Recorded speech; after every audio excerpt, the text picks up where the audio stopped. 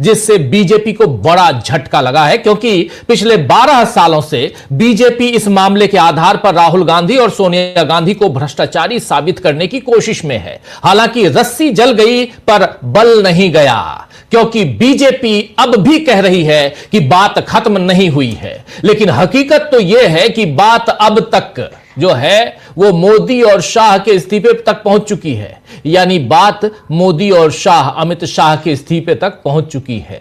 सुनिए मल्लिकार्जुन खड़गे इस मसले पर क्या कुछ कह रहे हैं, इस्तीफा मांग रहे हैं साफ साफ, सुनिए जरा।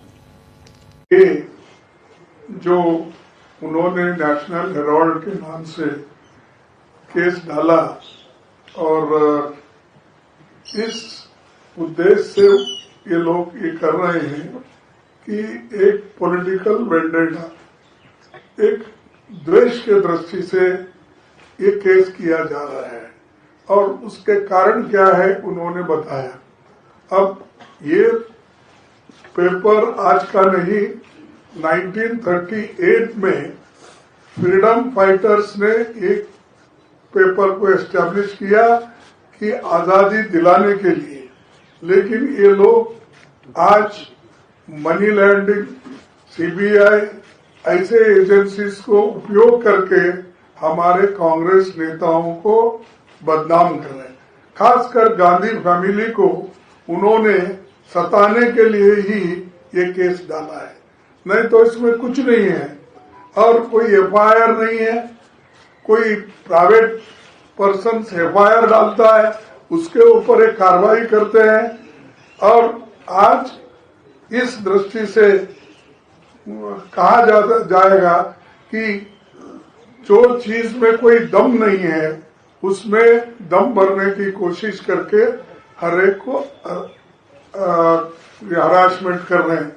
हमारे बहुत से कांग्रेस पार्टी के नेता और सभी बड़े बड़े लोग जो आज उनके सिंपैथाइजर नहीं है, ऐसे 50 लोगों को ऐसे ईडी का केस डालकर सता है और अपना पॉलिटिकली उसको उपयोग करने के लिए कहीं उन्होंने ये ईडी और मनी लॉन्ड्रिंग का केस डाल के उन्होंने कई एमपीज को अपने तरफ लिया, कई राज्यसभा मेंबर्स को लिया, कई जगह सरकारें बनाई। ये सारी चीजें वो किए हैं और आज फैसला न्याय के सत्यमेव जयते हमारा एक ये है स्लोगन, उसके तहत आज ये आया है। तो ये जजमेंट को हम वेलकम करते हैं और न्याय सदा हमेशा की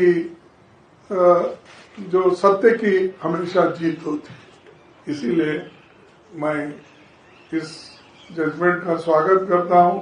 जो इसके लिए मेहनत करे हमारे लोग, उनको भी मैं अभिनंदन उनका भी करता हूं और आप लोग इतने ठंडी में आए, आपको भी धन्यवाद। Thank you.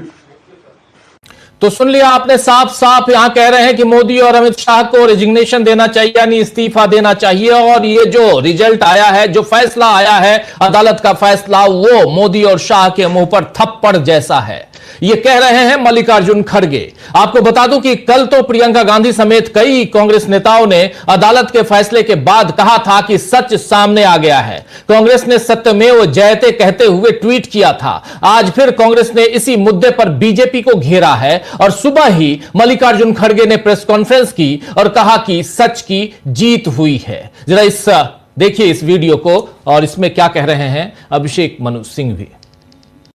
ये कहानी है द्वेष प्रेरित, लापरवाही से भरी, बिना अधिकार क्षेत्र के कार्रवाई करने की कहानी। यद्यपि मैं संक्षिप्त में कहूंगा, लेकिन ये बहुत रोचक कहानी है। शोर बहुत था, जोर नहीं था, आरोप था, आधार एकदम नहीं था, कभी नहीं था। इस केस में सत्ता के दबाव पर संविधान का अंतिम प्रभाव पड़ा है। कल के निर्णय में जहां इल्जाम हवा में थे, कानून जो है जमीन पर था। और मैं आपको प्रमाणित करूंगा कैसे द्वेष से भरा है। याद रहे 2021 में ईडी ने 2021 और 2025 के बीच में राहुल गांधी जी को लगभग 50 घंटे बुला के तहकीकात की, इंटरोगेट किया। 50 घंटे कितने होते हैं? शायद 55 थे या 52 थे, मुझे एग्जैक्ट याद नहीं है। खरगे साहब को 5-6 घंटे, सोनिया जी को 7-8 घंटे, अलग अलग तिथियों पे। दूसरा, हर तिथि पे कोर्ट में तारीख हो, कुछ फाइल करना हो, तो एक बड़े अच्छे तरीके से व्यापक रूप से लीक होता था अखबारों में, यार इतने बड़े स्कैम में आज हम ये फाइल कर रहे हैं। हर तिथि पे सुर्खियों में होने के लिए, शोरगुल के लिए। तीसरा, इस दौरान मैं 21 से 25 की बात कर रहा हूं, अटैचमेंट्स हुए, फ्रीजिंग हुए, कहीं किराया आ रहा है तो किराए को बंद कर दो। अब ये रोचक कहानी क्यों है कि ये शुरू हुई थी 2014 में, सुब्रमण्यम स्वामी साहब ने शुरू की थी। एक प्राइवेट कंप्लेंट की और उसपे समनिंग ऑर्डर हुआ। मैं मोटी मोटी बात कर रहा हूं, तकनीकी बात नहीं करूंगा। 2014 में ही सुब्रमण्यम स्वामी जी ने हजारों सैकड़ों बार लिख दिया सीबीआई को और ईडी को कि मैंने ये कार्रवाई कर दी है, ये आरोप है, ये गलती है, ये है फलाना ढीकर। अब रोचक बात सुनिए, 2014 से 21 कितने साल होते हैं? 7 वर्ष तक सीबीआई और ईडी ने लिखित रूप से अपनी फाइल्स में लिखा कि इसमें कोई प्रेडिकेट ऑफेंस नहीं बनता है। मैं नहीं कह रहा हूं, अगर आपको शक शुभाव, हम हवा में बात नहीं करते हैं, मैं तथ्यों के आधार पर बात करता हूं। अगर शक शुभाव जो मैं बोल रहा हूं तो पैरा 218 से 233 पढ़ लीजिए निर्णय। ये बहुत महत्वपूर्ण बात है। 2014 से 21 तक फाइल पे, क्योंकि ओपिनियन ली गई, सलाह ली गई। प्रेडिकेट ऑफेंस एफआईआर की एजेंसी होती है सीबीआई, मनी लॉन्ड्रिंग की एजेंसी होती है ईडी। दोनों का संयुक्त सहमति थी, ज्वाइंट कंसेंसस ये शब्द इस्तेमाल किया है जज ने 232 पैरा नंबर पे। संयुक्त सहमति कि इसमें कोई प्रेडिकेट ऑफेंस का एफआईआर बनता ही नहीं है। नहीं तो आप समझिए कि 7 साल तक कोई एफआईआर लॉन्च नहीं करता गया, क्यों नहीं की लॉन्च? उसके बाद अचानक 30 जून 2021 को एफआईआर लॉन्च होती है। ये ऑफेंस हुआ है 2014 से सुब्रमण्यम स्वामी के अनुसार, और 2021 जून में जब ये होती है उसके एकदम पहले एक सलाह ली जाती है और अचानक जो 7 साल से संयुक्त सहमति थी कि नहीं होनी चाहिए वो एफआईआर होती है। लेकिन राजनीतिक द्वेष नहीं तो क्या है? यानी कहा गया सलाह कुछ भी हो, ओपिनियन कुछ भी हो, संयुक्त कंसेंसस कुछ भी हो, आपको एफआईआर फाइल करनी है तो कर दी। वो एफआईआर की कल कॉग्निजेंस, वो सॉरी ईसीआर कर दी, एफआईआर ने ईसीआर कर दी जून में, ईडी ने उसकी कॉग्निजेंस लेने से मना किया है कल जज के कल वाले निर्णय में। ये एजेंसी से दुरुपयोग का सबसे ज्यादा प्रत्यक्ष प्रमाण है। किसकी जवाबदेही है इसके लिए, किसकी कुर्सी है, किसके विरुद्ध एक्शन लिया गया है? तो सुन रहे थे आप यहां अभिषेक मनु सिंह भी जो इस केस को लड़ रहे थे, उन्होंने भी इसी प्रेस कॉन्फ्रेंस में अपनी बात की और उन्होंने साफ साफ यहां कह दिया, जो अभिषेक मनु सिंह भी बता रहे हैं कि यह केस अजीबोगरीब इसलिए है क्योंकि इसमें न तो पैसे का स्थानांतरण है और न ही अचल संपत्ति का। यह अचल संपत्ति एजेएल कंपनी के नाम पर है और एजेएल को ऋण मुक्त करने के लिए एक नई कंपनी यंग इंडियन बनाई गई ताकि ऋण ट्रांसफर हो पाए।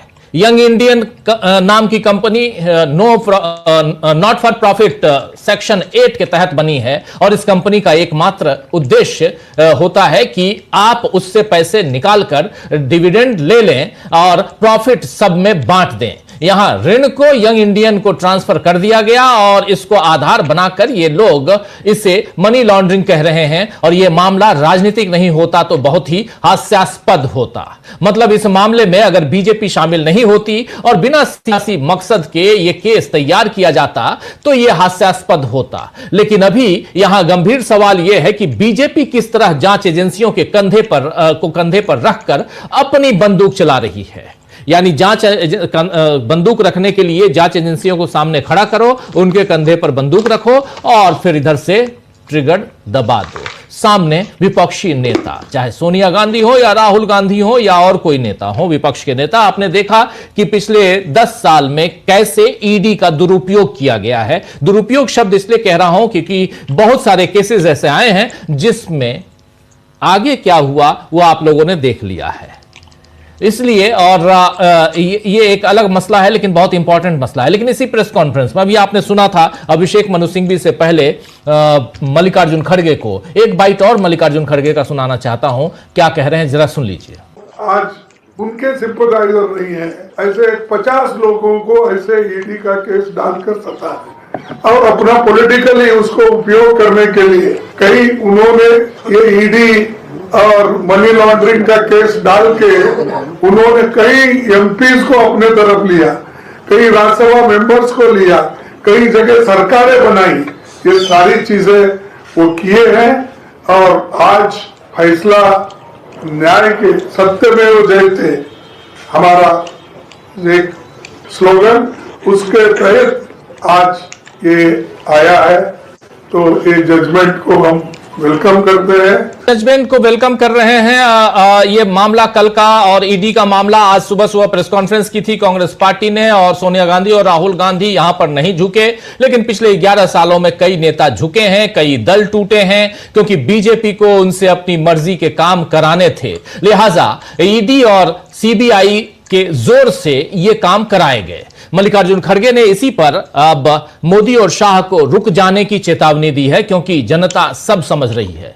चुनाव आते ही दल बदल के जो खेल बीजेपी करवाती है और भ्रष्ट नेताओं को साथ लेकर उन पर मामले खत्म करवा देती है, ऐसी बीजेपी वॉशिंग मशीन की चर्चा भी मोदी शासन में खूब हुई है। आप याद कीजिए वो चक्की पीसिंग वाला जो डायलॉग था, याद है ना आपको, जो कह रहे थे और किसके लिए कह रहे थे। बात हो रही थी मध्य प्रदेश में पहुंचे और नेता थे अजीत पवार साहब, चक्की पीसिंग उनके लिए कहा जा रहा था।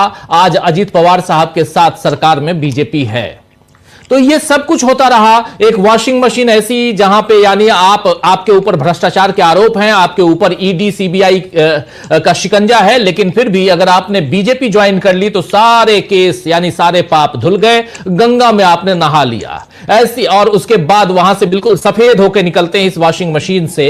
ये बात सब लोग कहते हैं, लेकिन नेशनल हेराल्ड मामले में इस खेल को उजागर कर दिया गया है और इसको उजागर किया कोर्ट ने कोर्ट के उस फैसले ने। कांग्रेस सांसदों ने आज संसद परिसर में भी इस खेल पर विरोध जताया है, विरोध दर्ज किया है। कांग्रेस ने एक पोस्ट किया, इसके बाद उस पोस्ट में क्या कुछ कांग्रेस ने लिखा है जरा ये आपके सामने रख रहा हूं, देखिए। सत्यमेव जयते, नेशनल हेराल्ड मामले में ईडी की चार्जशीट पर न्यायालय ने संज्ञान लेने से मना कर दिया है। यह बीजेपी की कई साल से चली आ रही राजनीतिक साजिश की करारी हार है। मोदी सरकार सरकारी एजेंसियों का इस्तेमाल कर विपक्ष का हौसला तोड़ने की कोशिश करती आई है, जिसे अब बर्दाश्त नहीं किया जाएगा। आज विपक्ष के सांसदों ने बीजेपी की इस साजिश के खिलाफ संसद परिसर में विरोध प्रदर्शन किया। यह बात यहां कांग्रेस पार्टी लिख रही है। वहीं मोदी शासन में जेल भेजे जा चुके शिवसेना सांसद संजय राउत ने भी कहा है कि वो अदालत के फैसले का स्वागत करते हैं। संजय राउत चूंकि ये भी जेल जा चुके हैं, इनके ऊपर भी केस और ईडी के शिकंजे में ये भी फंसे थे, लेकिन उसके बाद क्या कुछ हुआ वो आप जानते हैं, आज बाहर हैं। ऐसा एक मामला नहीं है, कई सारे मामले हैं। विपक्ष के कई और नेताओं का भी यही कहना है दोस्तों कि बीजेपी का असली चेहरा अब उजागर हो गया है, दिख गया है। वैसे कांग्रेस ने आज दिल्ली समेत देश के तमाम राज्यों में बीजेपी के खिलाफ सड़क पर उतरकर विरोध प्रदर्शन किया। कई प्रदेश कांग्रेस अध्यक्षों और कार्यालयों को पुलिस हिरासत में लिया गया, कार्यकर्ताओं को माफी चाहूंगा, पुलिस हिरासत में लिया गया। बीजेपी अपना दमन चक्र जितना तेज करेगी, मोदी और अमित शाह की मुसीबत उतनी ही तेजी से बढ़ेगी, यह भी दिखाई दे रहा है। इधर राहुल गांधी और नरेंद्र मोदी दोनों विदेश में हैं। मोदी जहां बतौर पीएम सम्मान हासिल कर रहे हैं, तो वहीं राहुल गांधी का क्रेज भी दिखाई दे रहा है। राहुल गांधी जर्मनी में हैं आज, जिसमें बीजेपी, अगर राहुल गांधी विदेश जाते हैं तो बीजेपी परेशान हो जाती है। आज राहुल गांधी म्यूनिख में थे और BMW की फैक्ट्री में गए। वहां का एक वीडियो ये आपके सामने रख रहा हूं, जरा इस वीडियो को फुल स्क्रीन ले आइए और देखिए। इस वीडियो में BMW जो कार है उसकी फैक्ट्री में राहुल गांधी और यहां पर अलग अलग ढंग की गाड़ियों को, कार को देख रहे हैं। और समझने की कोशिश कर रहे हैं कि आखिर ये गाड़ियां कैसे चलती हैं, कैसे काम करती हैं और इसका बिजनेस क्या होता है। सारी चीजें, तमाम चीजों को यहां समझने की कोशिश कर रहे हैं BMW कार के दफ्तर में और उस फैक्ट्री में जाकर। सुनिए जरा क्या हो रहा है यहाँ पर। I went and saw the BMW factory. Fantastic experience, and I was particularly excited to see that they've got a 450cc bike that TVS has made with that. So I think that's going to do well. Good to see that Indian flag is flying there.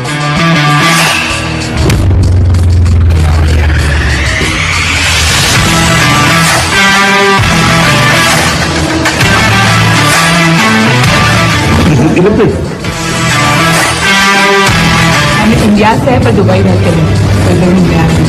और इन्होंने आपको देखा instalment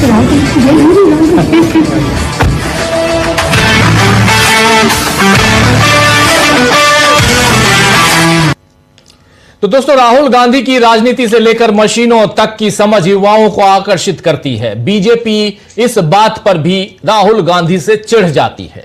खैर, गांधी नाम से और गांधी परिवार से बीजेपी की नफरत हाल के दिनों में फिर जाहिर हुई है और उसमें मनरेगा अब वीबी यानी विकसित भारत जी राम जी होने जा रहा है। और इस वक्त जब हम ये चर्चा कर रहे हैं, न्यूज पॉइंट कर रहे हैं, आपके सामने तमाम खबरों को ला रहे हैं, तो उधर संसद में इस पर चर्चा चल रही है और शाम 6 बजे से चर्चा की शुरुआत हुई है। यह भी देखिए, जो संसद शाम 6 बजे खत्म हो जानी चाहिए थी कल तक के लिए, उस संसद में शाम 6 बजे से इस पर चर्चा, जी राम जी पर चर्चा की शुरुआत हुई है और देर रात तक हो सकता है कि 2 बजे 3 बजे तक इस पर बहस हो और किसी भी हाल में इसे पास करवाना है, क्योंकि आज 17 तारीख बीत रही है और 18 और 19 2 ही दिन है और 3-4 महत्वपूर्ण बिल मोदी सरकार के हिसाब से उसे पास करवाना जरूरी मान रही है सरकार। तो इसमें से एक ये भी है, क्योंकि नाम महात्मा गांधी का खत्म करना है धीरे धीरे। पहले इंदिरा गांधी का नाम हटाया, जवाहरलाल नेहरू का नाम हटाया, राजीव गांधी का नाम हटाया, अब महात्मा गांधी का नाम हटाया जा रहा है।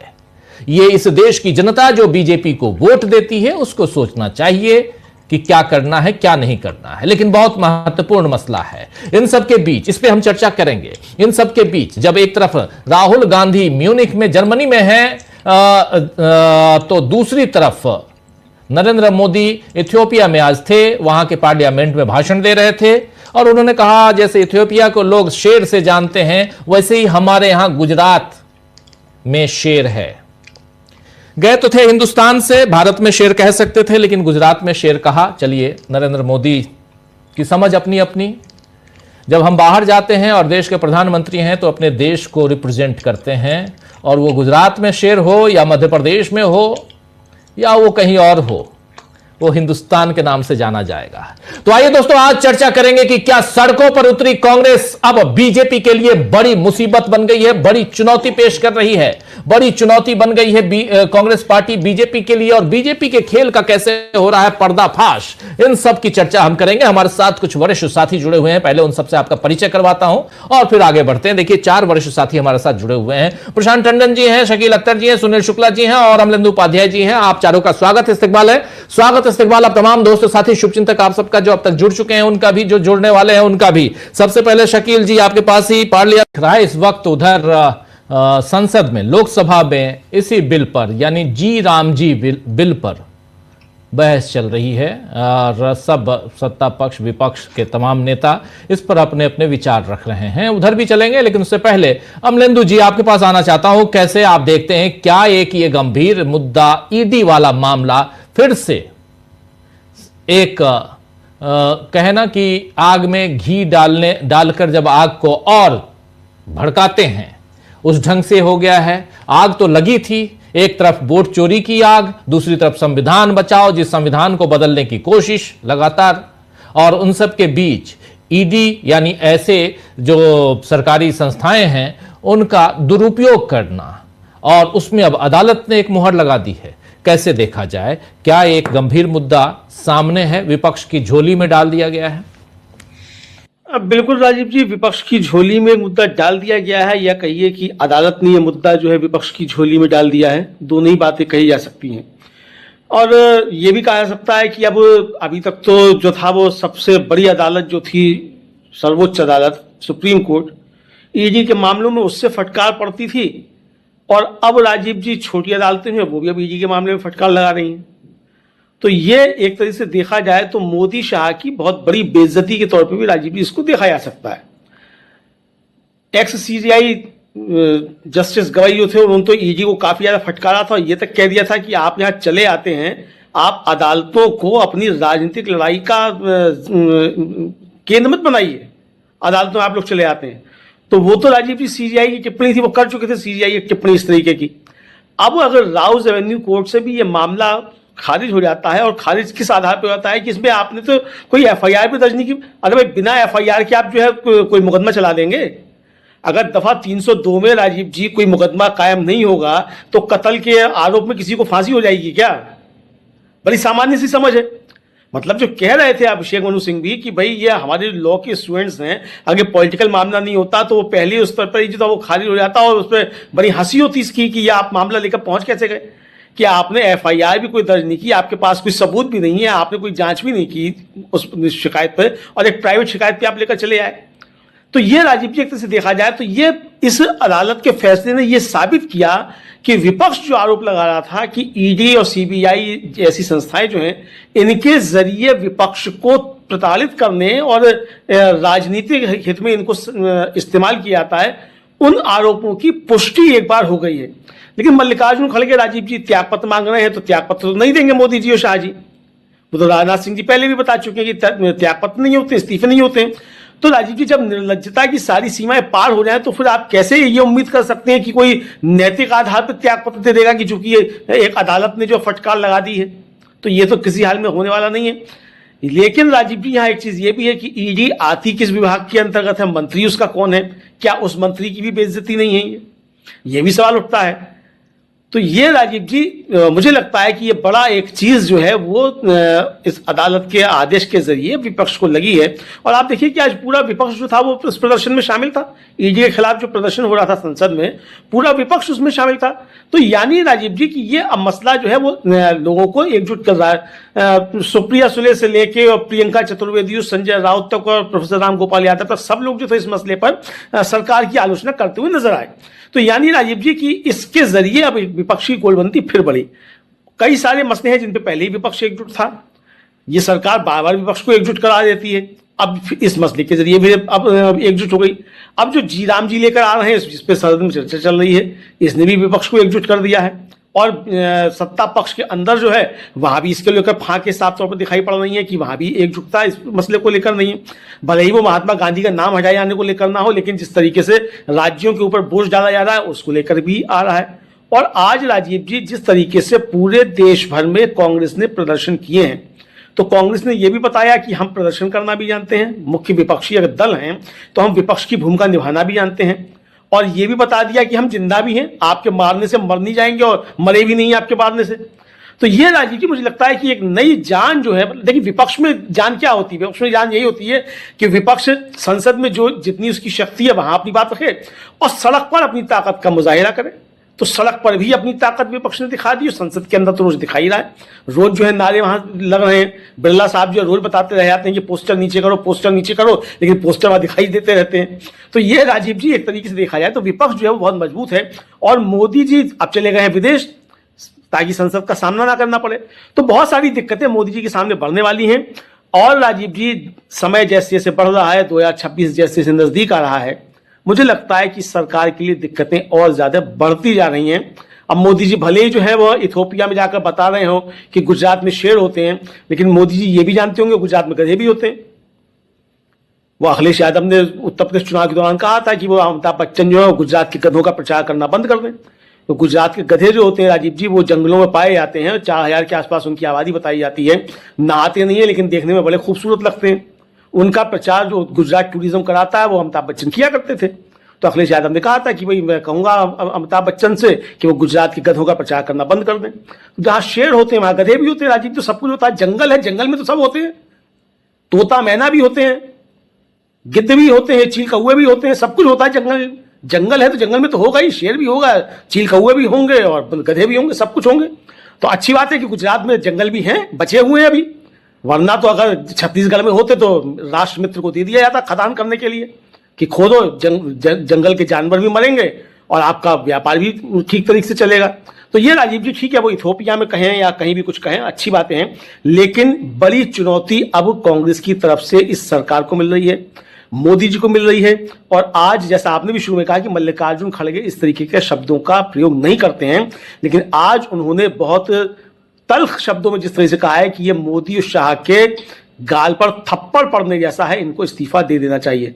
मुझे लगता है राजीव जी कि ये परिस्थितियां नहीं बननी चाहिए थी, ऐसी स्थितियां नहीं आनी चाहिए थी कि देश के अंदर एक बड़ा नेता जो है ये कहने लगे कि ये मोदी और शाह के गाल पर थप्पड़ पड़ने जैसा है। ये स्थितियां जो हैं ये किसी मल्लिकार्जुन खड़गे ने, किसी राहुल गांधी ने, किसी अखिलेश यादव ने, किसी तेजस्वी यादव ने पैदा नहीं की हैं। ये परिस्थितियां पैदा करने के लिए सीधे सीधे नरेंद्र मोदी और अमित शाह ही जिम्मेदार हैं कि आज एक बड़ा नेता जो है वो ये कह रहा है कि ये मोदी और शाह के गाल पे थप्पड़ पड़ने जैसा है।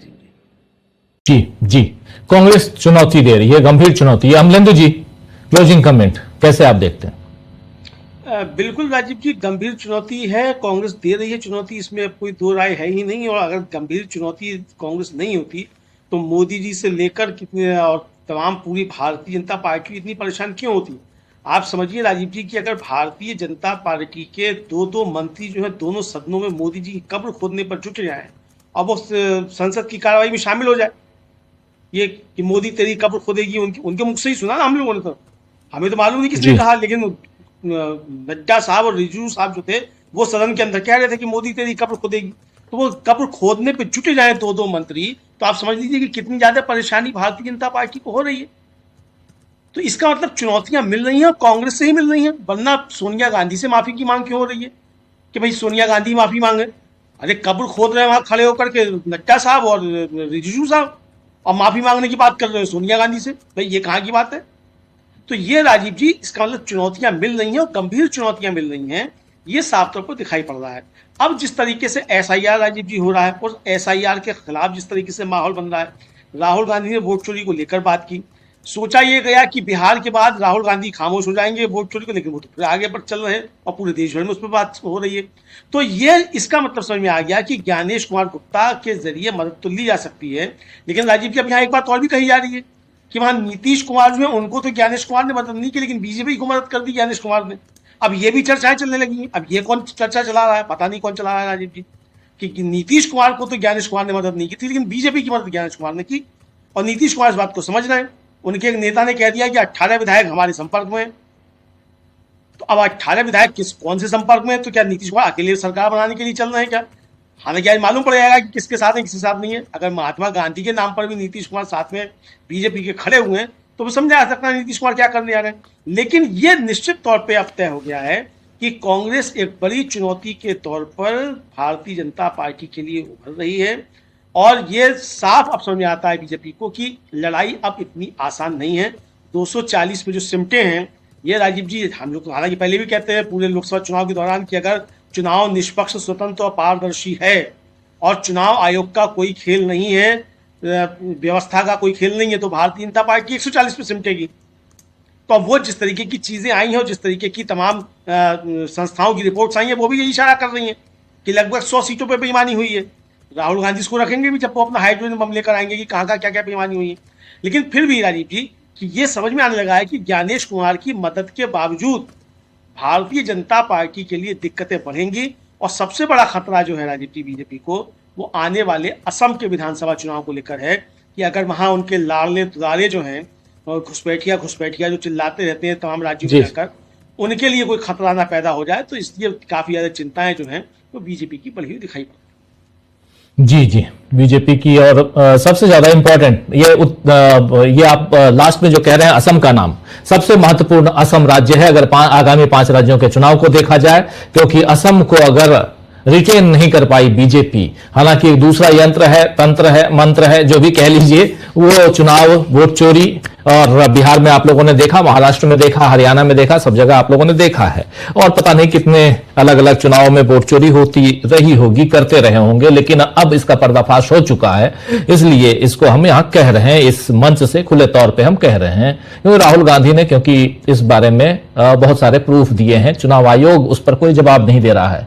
मौनम स्वीकार लक्षणम, अगर आप मौन हैं, शांत हैं, तो इसका मतलब है चुनाव आयोग भी इस चोरी को स्वीकार कर रहा है। कोर्ट में करे ना करे, लेकिन सड़क पे तो कर ही रहा है, तभी तो ये हम भी खुले तौर पे कह रहे हैं। तो चलिए कोई बात नहीं, देखते हैं आगे। और सबसे महत्वपूर्ण बात, चर्चा आने वाले समय में असम की होगी। उतना जिस ढंग से पश्चिम बंगाल को यहां क्रिएट करने की कोशिश हो रही है, पश्चिम बंगाल से भी बड़ी चुनौती असम में नरेंद्र मोदी के सामने, अमित शाह के सामने और हिमंता बिस्वा शर्मा के सामने है। देखते हैं क्या होता है, क्योंकि केरल में कोई चुनौती नहीं है, केरल में सरकार कांग्रेस की आ रही है। अभी से आप लिख लीजिए, और खुले तौर पे कह रहा हूं, पिछले 10 चुनावों को देख लीजिए, उस ट्रेंड को भी। हां, लेकिन अंडरलाइंड वो जो बिहार में हुआ है, वो ऐसा कुछ करें तो फिर तो ब्रह्मांड को जीत के बैठ जाएंगे नरेंद्र मोदी और अमित शाह, अगर ऐसे ही करते रहेंगे तो, और ऐसे ही वोट चोरी होती रही तो। अमेरिका में जाके चुनाव लड़के आके जीत जाएंगे, वहां भी कहेंगे ट्रंप साहब थोड़ा किनारे हटिए, हम अपना टूल लेके आ रहे हैं, टूल किट। चलिए, खैर चर्चा होगी इस विषय में, आराम से बहुत होगी। बहुत बहुत शुक्रिया सुनील जी, बहुत बहुत शुक्रिया शकील जी, प्रेम कुमार जी, प्रशांत जी, अमलिंदु जी, बहुत बहुत शुक्रिया, बहुत धन्यवाद आप सबका। और